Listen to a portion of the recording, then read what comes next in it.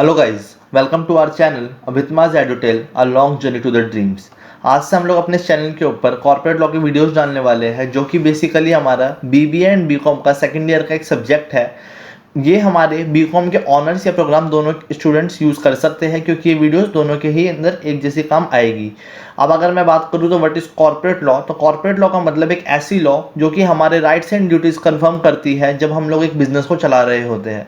For example अगर मैं बात करूँ कंपनीज एक्ट की, तो अगर हम लोग ये कंपनी खोलते हैं और कंपनी को चलाते हैं तो कंपनी के क्या राइट्स होते हैं, कंपनी की क्या ड्यूटीज़ होती है, वो सारी की सारी कहाँ डिफाइन होती है, कंपनीज एक्ट 2013 के अंदर। मतलब कंपनीज एक्ट 2013 ये बताता है कि कंपनीज के अंदर एक कंपनी की क्या रजिस्ट्रेशंस होती है, किस तरीके से कंपनी रजिस्टर होगी, या कंपनी के क्या राइट्स होते हैं, कंपनी की ड्यूटीज़ होती है, सारा काम बताने वाला कौन, कंपनीज एक्ट होता है, जो कि हमारा कहीं ना कहीं कॉर्पोरेट लॉ का एक पार्ट है। मतलब अगर मैं बात करूँ तो कॉर्पोरेट लॉ बेसिकली क्या होती है, corporate law means a law which is for the confirmation of the rights and the duties for the persons or the business while doing a business or while running a business। मतलब जब हम business चला रहे होंगे, business का काम कर रहे होंगे, उसके अंदर एक पर्सन की, एक बिजनेस की क्या ड्यूटीज बनती है, क्या राइट्स बनते हैं, उन सबको कंफर्म करवाने वाली कौन होती है, कॉर्पोरेट लॉ होती है।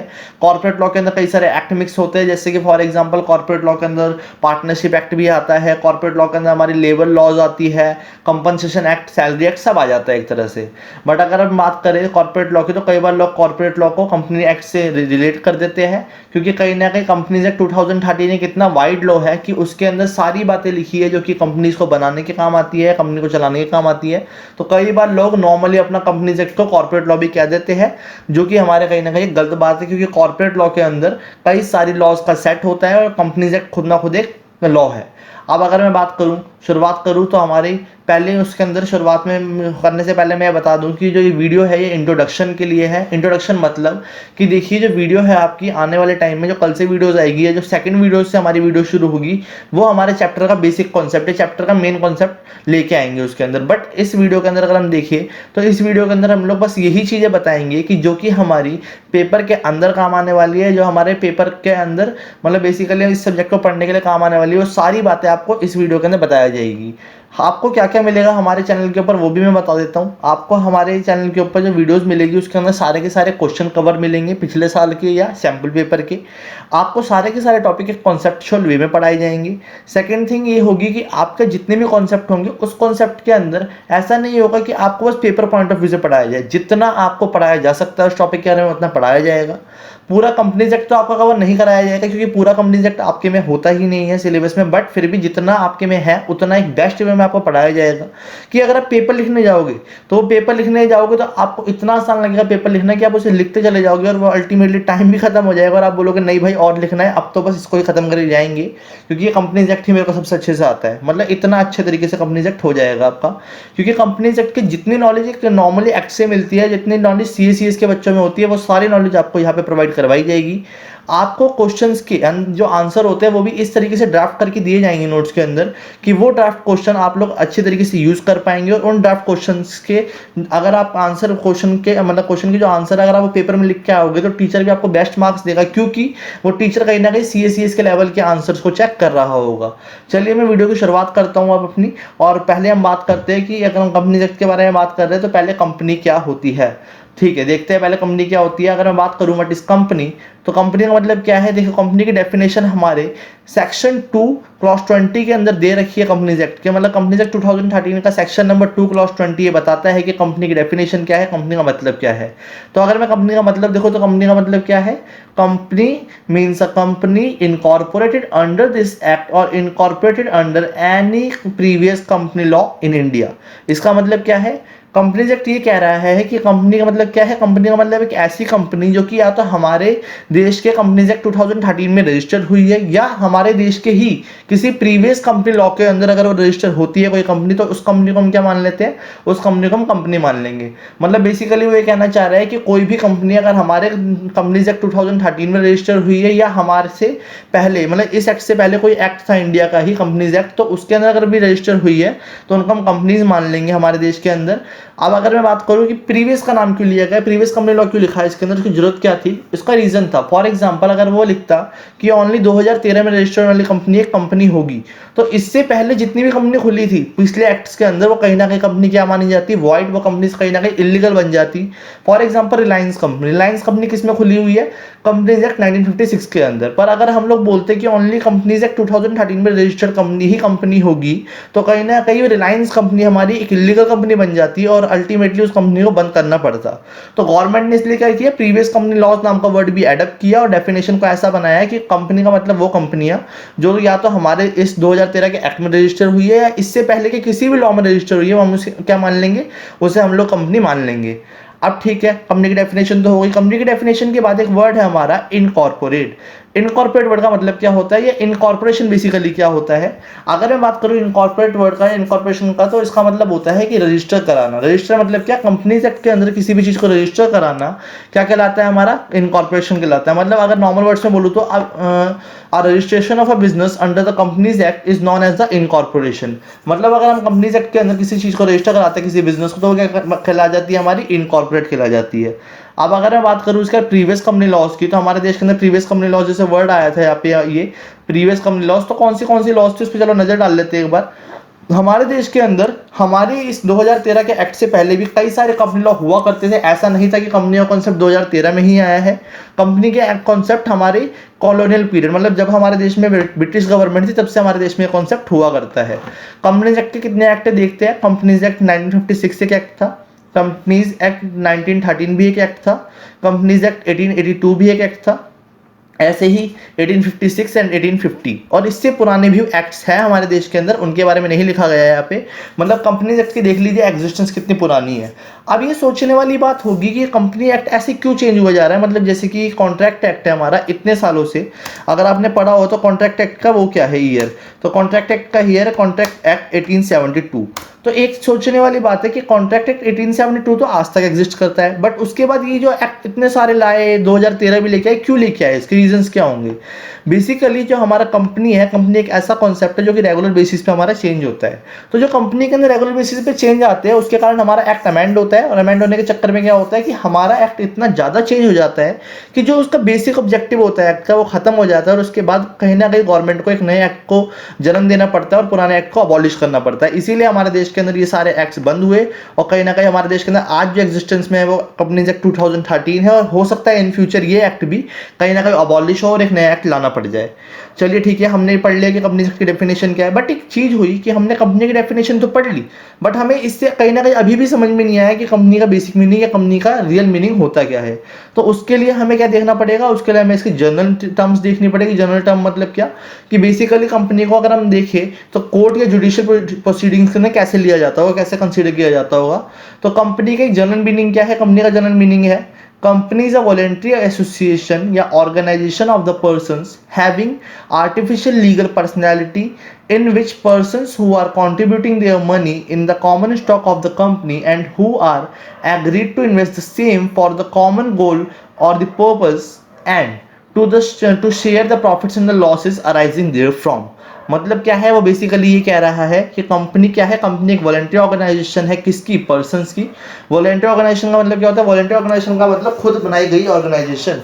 कंपनी खुद बनाई गई ऑर्गेनाइजेशन है पर्संस के द्वारा, जिसको क्या प्राप्त है, जिसको प्राप्त है हमारी artificial legal personality. Artificial legal personality मतलब क्या, कि existence in the I of law, court उसे कहीं ना कहीं जीता जाता है, इंसान मानता है। इन विच क्या बोला कि कंपनी कौन सी, जिसके अंदर लोग क्या कर रहे हैं, in which the persons who are contributing their money, मतलब जिसके अंदर जो पर्सन है वो अपने पैसे लगा रहे हैं, किसके अंदर, कॉमन स्टॉक के अंदर। और वो पैसा क्या हो रहा है, वो पैसा लगाने के साथ साथ ये भी एग्री कर रहे हैं कि वो जो सारा पैसा उन्होंने लगाया है वो किसी ऐसे चीज़ पे इन्वेस्ट किया जाए जिससे प्रॉफिट्स हो, और जितने भी प्रॉफिट्स होंगे या लॉसेज होंगे उन सबको बांटेंगे भी वो क्या, वो सारे पर्सन बांट लेंगे आपस में। कंपनी का मतलब ये है। मतलब क्या, अगर मैं बोलूँ तो कंपनी एक ऐसी ऑर्गेनाइजेशन है जिसे लोग खुद बनाते हैं, और वो लोग उस कंपनी के अंदर खुद पैसा भी लगाते हैं एक साथ, और एक साथ पैसा लगाने के बाद ये भी डिसाइड करते हैं कि वो सारा पैसा किसी एक जगह पे इन्वेस्ट किया जाएगा, जिससे कि हमें कुछ प्रॉफिट्स आएंगे या लॉसेज आएंगे, और अगर वो प्रॉफिट लॉसेज आएंगे तो उनको हम सब आपस में बांट लेंगे। यही क्या है, कंपनी का कॉन्सेप्ट है। इस कंपनी को क्या मिली हुई होती है, लीगल आर्टिफिशियल लीगल पर्सनैलिटी, मतलब कि ये अल्टीमेटली एक जीता जागता इंसान है, आर्टिफिशियल पर्सन है। अब अगर मैं बात करूं तो इसके अंदर हमारे कुछ वर्ड्स यूज हुए जैसे कि कॉमन गोल्स। कॉमन गोल्स क्या होता है? कॉमन गोल मतलब कि कॉमन गोल मतलब एक ऐसा काम जिसको कंपनी करेगी बेसिकली। तो कॉमन गोल क्या है? Common goal defined under the capital clause of MOA of company. मतलब क्या? कंपनी का एक एमओए होता है। एमओए मतलब क्या? मेमोरेंडम ऑफ एसोसिएशन होता है। मेमोरेंडम ऑफ एसोसिएशन के अंदर बताया जाता है ऑब्जेक्ट क्लोज के अंदर कि हमारा क्या, सॉरी यहाँ पे कैपिटल लिखा गया है, यहाँ पे होता है ऑब्जेक्ट क्लोज। क्या बताया जाता है ऑब्जेक्ट क्लोज के अंदर? ऑब्जेक्ट क्लोज के अंदर बताया जाता है कि हमारी कंपनी बेसिकली क्या काम करने वाली है और हमारी कंपनी इन फ्यूचर क्या काम करेगी। फॉर एग्जांपल, अगर रिलायंस कंपनी पेट्रोलियम का काम करती है तो उसके ऑब्जेक्ट क्लोज में क्या लिखा होगा? पेट्रोलियम्स लिखा होगा। अगर मैं बात करूं रिलायंस जियो की तो उसके ऑब्जेक्ट क्लोज में क्या लिखा होगा? कम्युनिकेशन सर्विसेज लिखा होगा। और इसके अंदर दूसरा वर्ड था कॉमन स्टॉक। कॉमन स्टॉक का मतलब क्या? कॉमन स्टॉक का मतलब शेयर कैपिटल। उन्होंने बोला ना कि एक साथ पैसा लगाते हैं तो पैसा देखा ही होगा आपने, कंपनी के अंदर शेयर खरीदे जाते हैं, शेयर कैपिटल होती है तो शेयर कैपिटल। और जो यहाँ पे पर्सन्स की बात हो रही है वो पर्सन्स के बारे में किस कह रहे हैं बात कर रहे हैं हम लोग? मेंबर्स ऑफ द कंपनी के बारे में बात कर रहे हैं। अब आपको समझ में आया मीनिंग? आई होप आपको मतलब समझ में आया होगा कंपनी का जनरल टर्म्स में क्या होता है। नहीं समझ में आया तो आप दोबारा एक बार पूछ लेना, आपको मैं पर्सनली बता दूंगा। बट कंपनीज का मतलब जो जनरली है वो यही है। क्या है जनरली मतलब? एक बार और गो थ्रू कर लेते हैं। कंपनी का मतलब एक ऐसी ऑर्गेनाइजेशन या ऐसी एक एसोसिएशन जिससे पर्सन्स ने मिलकर बनाया है, जिसके अंदर पर्सन्स अपना पैसा भी लगा रहे हैं एक साथ और उस पैसे को साथ ही साथ कहीं पे इन्वेस्ट करने की बात कर रहे हैं, जिस इन्वेस्टमेंट से प्रॉफिट्स आएंगे या लॉसेज आएंगे, जिस प्रॉफिट लॉसेस को वो आपस में बांट लेंगे। और जो ये ऑर्गेनाइजेशन होगी, इस ऑर्गेनाइजेशन को एक आर्टिफिशियल लीगल पर्सनैलिटी मिली हुई होगी। मतलब कि ये ऑर्गेनाइजेशन कहीं ना कहीं एक आर्टिफिशियल पर्सन की तरह काम करेगी और लोगों के सामने एक जिंदा इंसान की तरह रहेगी। चलिए अब हम लोगों की ये भी खत्म हुई कि जनरल टर्म्स क्या है। इसके बाद एक हमारा एक कॉन्सेप्ट यह लिखा हुआ है कि and to share the profits and losses arising there from.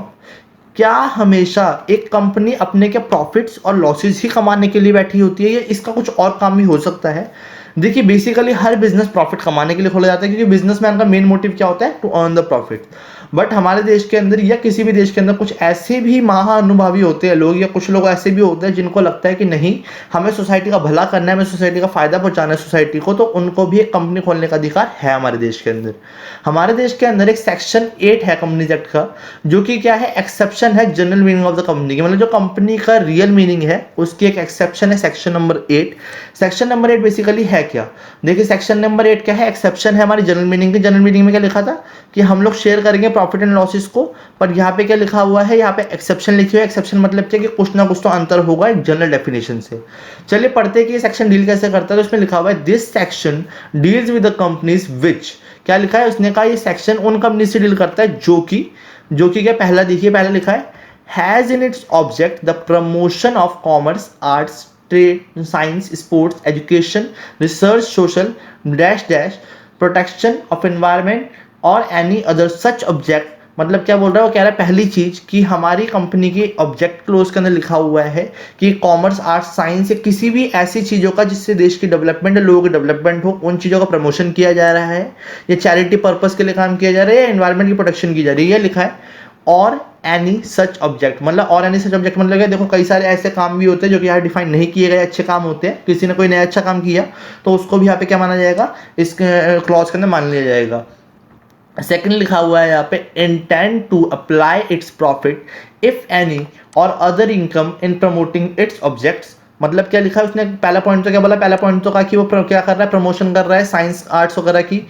दूसरे पॉइंट में क्या कह रहा है? दूसरे पॉइंट में वो कह रहा है कि वो कहीं ना कहीं जो प्रॉफिट्स कमाएगा, वो जितनी भी इनकम कमाएगा वो सारी इनकम उसे क्या करनी पड़ेगी? जितनी इनकम है, जितने प्रॉफिट्स है, वो सारे उसे क्या करने पड़ेंगे? अपने ऑब्जेक्ट्स को प्रमोट करने के लिए दोबारा लगाने पड़ेंगे। मतलब बेसिकली जो प्रॉफिट आएगा वो प्रॉफिट अपने घर लेके नहीं जाएंगे कंपनी वाले, कंपनी के मेंबर्स वो सारा पैसा क्या करेंगे? वापस कंपनी के अंदर इन्वेस्ट कर देंगे और कंपनी के ही ऑब्जेक्ट को बढ़ाने में लगाएंगे। अब भाई आप लोग बोलोगे ऐसे कौन से लोग होते हैं? कुछ लोग होते हैं, देश का भला करना है तो कुछ लोग ऐसे भी हैं हमारे देश के अंदर।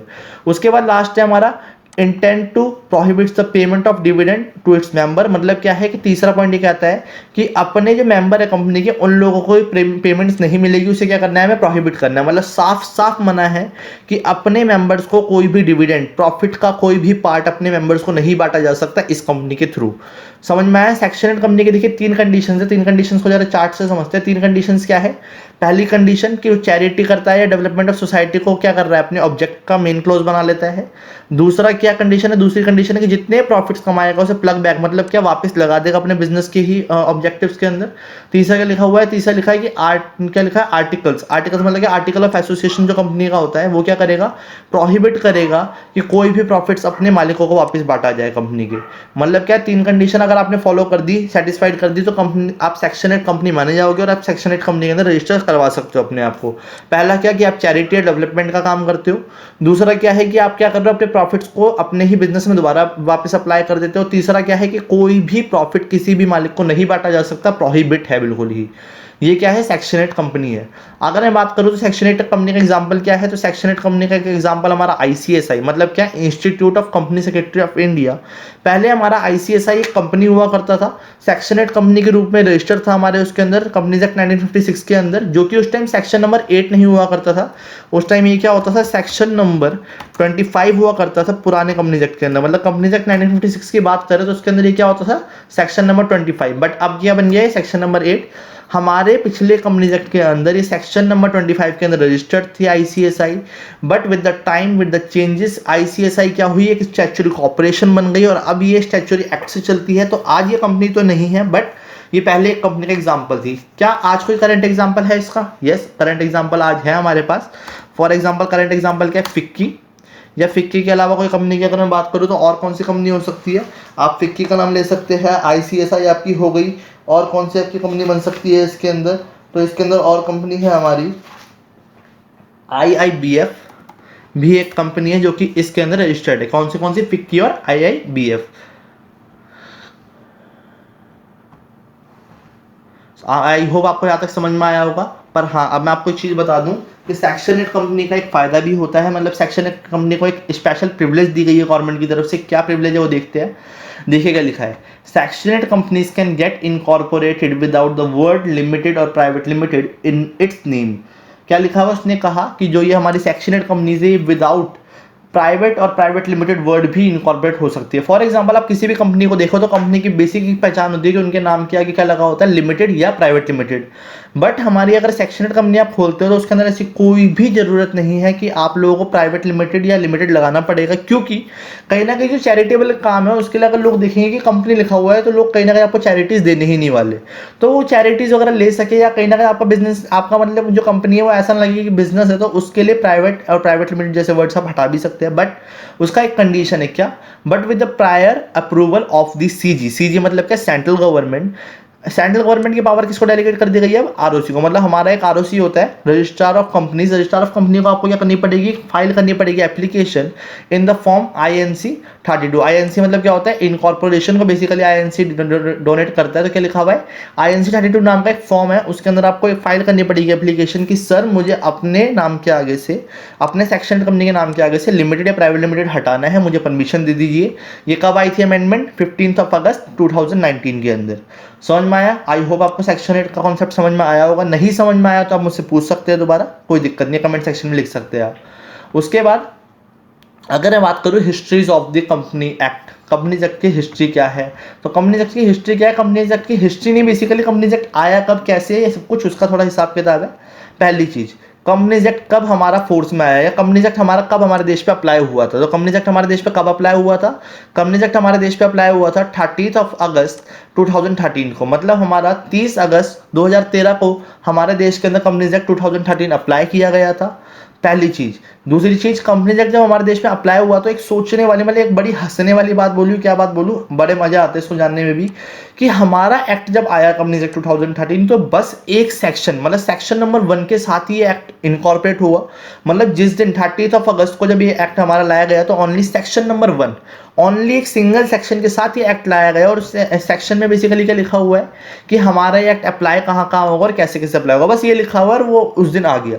उसके बाद क्या है? उसके बाद ये लिखा हुआ है है further sections in the rules of the companies act 2013 was further notified on the different dates. मतलब क्या है कि जैसे जैसे हमारी गवर्नमेंट उसे नोटिफाई करती चले गई तो आने वाली फ्यूचर डेट्स के ऊपर बाकी सेक्शंस आए बचे हुए। मतलब देखा जाए तो शुरुआत हुई तो एक सेक्शन से हुई थी, बाकी जो सेक्शन थे 470 सेक्शन वो कब आए, बाद में धीरे धीरे करके आए। बाकी जितने रूल शेड्यूल्स है वो भी कब आए, धीरे धीरे करके आए। उसके बाद अगर मैं बात करूं तो हमारे देश की ओल्डेस्ट कंपनी कौन सी है, तो हमारे देश की ओल्डेस्ट कंपनी कौन सी है, ईस्ट इंडिया कंपनी, जो कि ब्रिटिशर्स की कंपनी थी।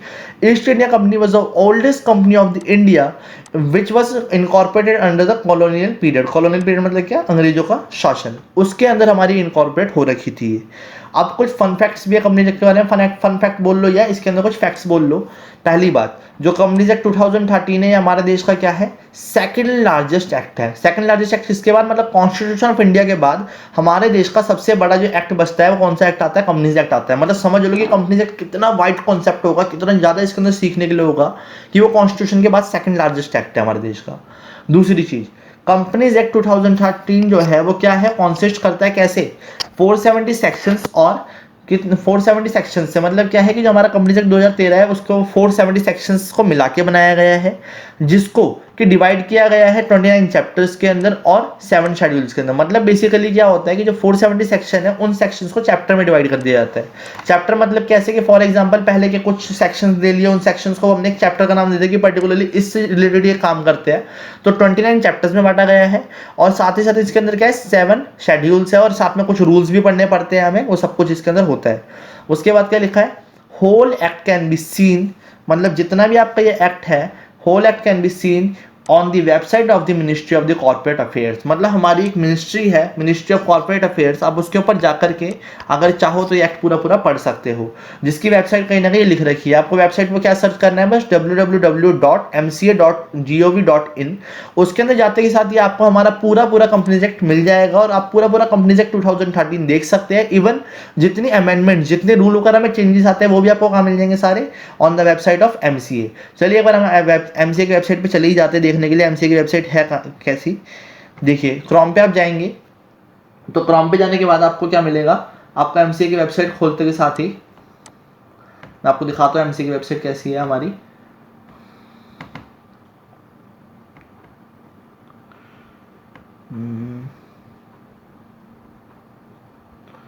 देखिए हम यहाँ पे सर्च करेंगे www.mca.gov.in।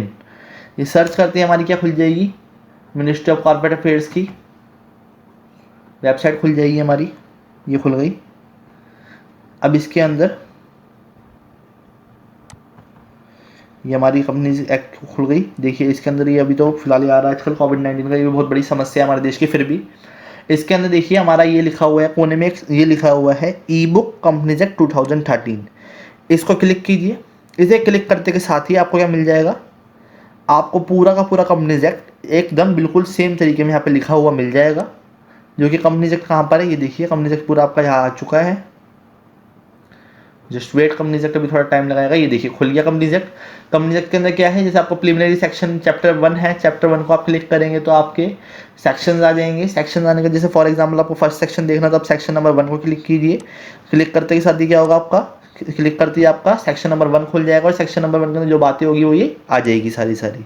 अगर आपको इसके अंदर अमेंडमेंट चेंजेस वगैरह क्या क्या आ रहे हैं कंपनीज एक्ट के अंदर वो भी देखने हैं तो वो कैसे देख सकते हैं आप, मिनिस्ट्री ऑफ कॉर्पोरेट अफेयर्स की वेबसाइट पे आप लोगों को कहाँ जाना है, आप लोगों को यहाँ जाना है एक्ट एंड रूल के ऊपर। एक्ट एंड रूल के अंदर कंपनीज एक्ट लिख रखा हुआ है, कंपनीज एक्ट को क्लिक करना होगा। कंपनीज एक्ट को क्लिक करते के साथ ही आपका क्या होगा, कंपनीज एक्ट को क्लिक करते ही हमारा कुछ इस तरीके की एक वो आ जाएगी जगह। उस जगह पे क्या लिखा हुआ है, देखिए यहाँ लिखा हुआ है companies act amendment act bill, amendment act 2019। मतलब ये सारे एक्ट बिल वगैरह जो है वो यहाँ मिल जाते हैं। कोई रूल्स पढ़ने हो अगर आपको तो आप इसको क्लिक करो, यहाँ पे रूल्स आ जाएंगे, सर्कुलर्स आ जाएंगे, नोटिफिकेशन ऑर्डर सब यहाँ पे आपको अवेलेबल होगा। मतलब कभी भी कंपनीज एक्ट का कोई सर्कुलर पढ़ना है, कोई नोटिस पढ़ना है, अपने आप को अपडेट करना है तो आप एमसीए की वेबसाइट पे जाकर के सब अपडेट कर सकते हैं। अगर एक मैं बात करूँ CSCS की, तो CSCS की सबसे ज़्यादा लाइफ में जो खोलने वाली वेबसाइट है वो MCA की वेबसाइट होती है, क्योंकि जितनी भी कंपनी रजिस्टर होती है, कंपनी खुलती है, देखिए वो सारी सारी यहाँ से खुलती है। रन फैसिलिटी हो गई कंपनीज के लिए, LLP खोलनी है तो ये हो गई, अलग अलग जितने सारे काम है वो कहाँ से हो रहे हैं, MCA की वेबसाइट से हो रहे हैं। MCA हमारे देश का क्या होता है, मिनिस्ट्री ऑफ कॉर्पोरेट अफेयर्स, जो कि कंपनी के सारे काम या कोई से भी बिजनेस के काम कौन संभालता है, मिनिस्ट्री ऑफ कॉर्पोरेट अफेयर्स संभालती है। चलिए देख लिया है अभी हमने कंपनीज एक्ट भी। अब इसके बाद हमारा 3 लेवल मशीनरी। 3 लेवल मशीनरी मतलब क्या, बेसिकली हमारे देश के अंदर जो हमारा जैसे कि एक जो सिस्टम है कंपनीज एक्ट का, तो कंपनीज एक्ट कैसे रन कराया जाता है। देखिए जैसे मैंने बोला, कंपनी एक बहुत बड़ा कॉन्सेप्ट है। देखा जाए तो कंपनी पूरे देश के अंदर फैली हुई है, कंपनी कोई एक जगह पर तो फैली हुई नहीं है। तो कंपनी पूरे कंपनी के ऊपर एक मिनिस्ट्री ऑफ कॉर्पोरेट अफेयर्स तो ओनली अपना कंट्रोल नहीं कर सकती, क्योंकि एक मिनिस्ट्री अगर ओनली बैठ जाएगी उस पर कंट्रोल करने के लिए तो वो मुश्किल है, उसके लिए नामुमकिन है, नहीं कर पाएगी पूरे देश पर कंट्रोल। तो इसीलिए उसको क्या करा गया, 3 लेवल्स में बांट दिया गया सेंट्रल गवर्नमेंट की पावर्स को। 3 लेवल क्या क्या है, पहला लेवल है MCA लेवल, जो कि सबसे टॉप का लेवल है, ministry of corporate affairs. Second का नाम है RDs। RDs मतलब क्या, रीजनल डायरेक्टर्स। और तीसरा कौन सा होता है, ROCs मतलब रजिस्ट्रार ऑफ कंपनीज। हमारे देश के अंदर मिनिस्ट्री ऑफ कॉर्पोरेट अफेयर्स एक ही है, जो कि कहाँ पर हमारी न्यू दिल्ली के अंदर है, जिसकी आजकल हेड कौन है, निर्मला सीतारमन जी। इस टाइम पे miss Nirmala Sitharaman is the finance minister of India, और as well as the corporate affairs minister of India, मतलब मिनिस्ट्री ऑफ कॉर्पोरेट अफेयर्स या मिनिस्ट्री ऑफ फाइनेंस इस टाइम किसके हाथ में, निर्मला सीतारमन जी के हाथ में है। उसके बाद सेकंड कौन सा है, 7 रीजनल डायरेक्टर्स। 7 रीजनल डायरेक्टर्स हमारे देश के अंदर जो डायरेक्टर्स होते हैं, मतलब बेसिकली कई सारे शहरों के अंदर में से कुछ एक रीजनल डायरेक्टर्स होते हैं। रीजनल डायरेक्टर्स के वो कहाँ है ऑफिस, न्यू दिल्ली के अंदर, बॉम्बे के अंदर, कोलकाता के अंदर, चेन्नई के अंदर, अहमदाबाद के अंदर, हैदराबाद के अंदर और शिलोंग के अंदर।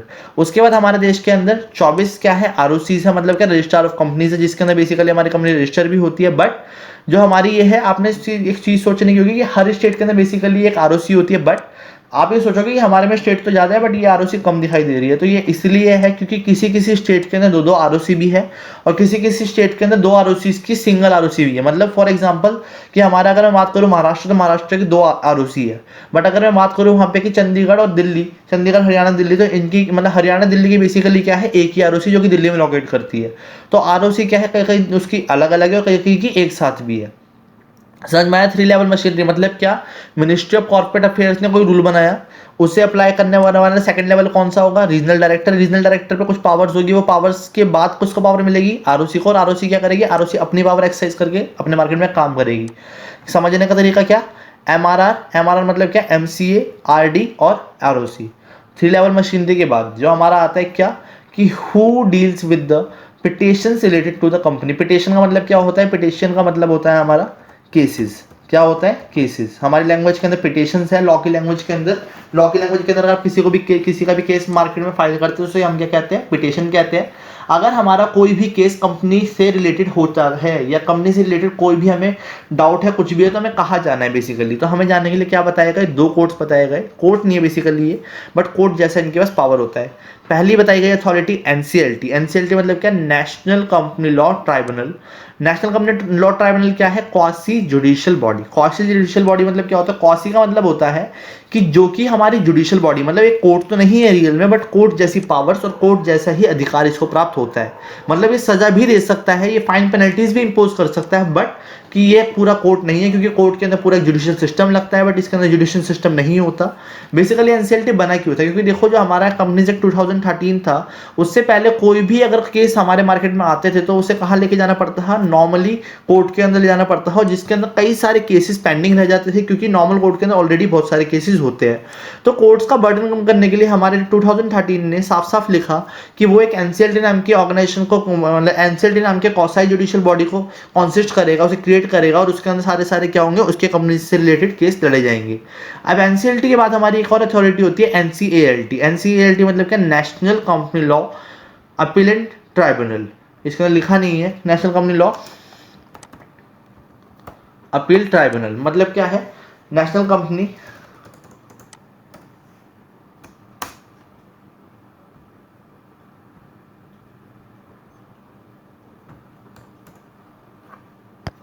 क्या है हमारा, बेसिकली हमारा एक है NCLAT। NCLT क्या होता है, पहले नाम गलत लिखा गया था, NCLAT होता है। NCLAT मतलब क्या, national company law appellate tribunal.